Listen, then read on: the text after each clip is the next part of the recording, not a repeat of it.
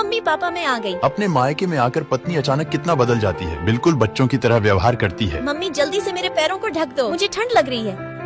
तुम इतनी बड़ी हो गई फिर भी माँ से पैर ढकवा रही हो। तुम एक बच्चे की माँ बन गई हो और अभी भी तुम्हारी नंगे पैर घूमने की आदत नहीं गई। इसीलिए ही तो मैंने अपनी बेटी के लिए ये ठंडों के सॉक्स बनाए हैं। वाओ, इनमें तो पैरों को बिल्कुल भी ठंड नहीं लग रही। बेटा आ जाओ, खाना तैयार है। एक दिन के लिए आई है फिर भी माँ की मदद नहीं कर सकती। चलिए पापा मैं आपकी मदद करता हूँ। नहीं, तुम रहने दो।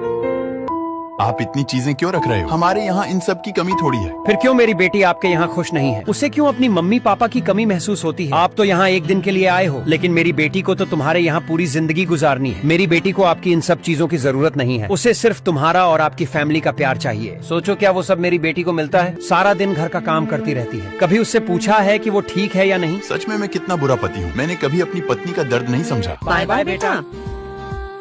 आपने गाड़ी पीछे क्यों ले ली? पापा मम्मी मैं और लिली आपके साथ कुछ और वक्त बिताना चाहते हैं।